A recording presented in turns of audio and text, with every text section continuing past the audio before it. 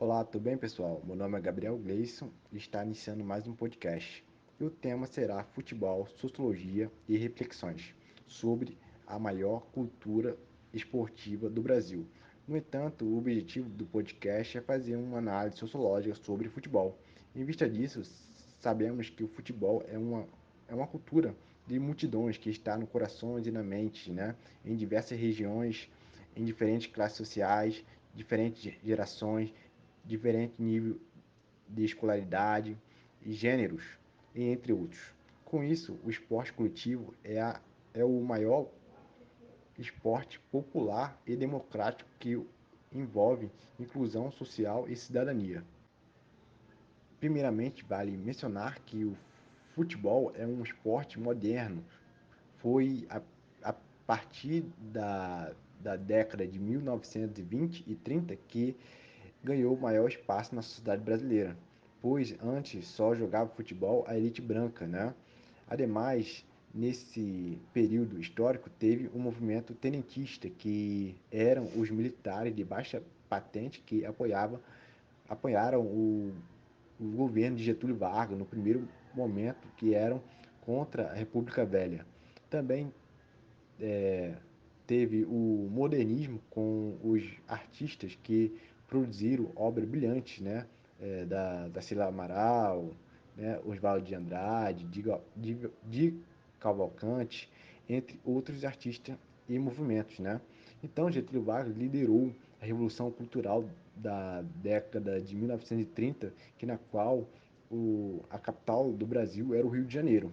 Seguramente, se nós olharmos para o passado brasileiro, foi mais de 350 anos de escravidão no Brasil, com a exclusão, pobreza, miséria e violência contra a população negra e indígena. Pois o Brasil foi o último país a abolir a escravidão, com a Lei Áurea, né, de 13 de maio de 1888, assinada pela Princesa Isabel. Mas não se engane, a libertação da população negra, indígena e mestiça foi um ato importante e simbólico, mas continuou a exclusão da população, né, até a República Velha. Dito isso, a chegada do futebol oficialmente no Brasil foi em 1894, em São Paulo, por Charles William Miller.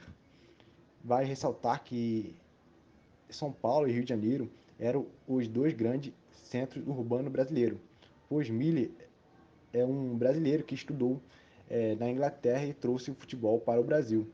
Entretanto, no início, só que quem jogava futebol era a elite branca, né, brasileira. Com isso, foi a partir, né, do início do século XX que a classe mais populares começaram a serem incluídas no futebol, né? Aqui no Rio de Janeiro, times como Bangu, Andaraí, Madureira, Mangueira, entre outros, entregaram a classe trabalhadora e negra e mestiça, né? Sendo assim, nesse processo de democratização do futebol, o Vasco foi um dos primeiros times grandes do Rio de Janeiro a incluir negros no time de futebol, né? Pois em 1923 o Vasco ganhou o primeiro título carioca, perdendo apenas para o seu maior adversário, o Flamengo. E é importante fazer esse recorte histórico porque o Vasco foi um dos primeiros a abrir as portas para a população negra e mestiça, né? Em suma, vale ressaltar que Leônidas da Silva foi o primeiro ídolo negro brasileiro, conhecido como Diamante Negro. Ele foi tão famoso que fizeram uma barra de chocolate para homenageá-lo, né? Ele foi o inventor da bicicleta, né? Da famosa bicicleta.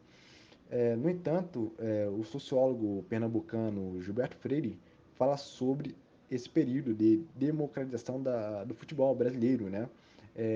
Destacando Leandro da Silva, que na Copa de 1938, na França, foi o artilheiro com 8 gols e voltou para o Brasil como um ídolo, né?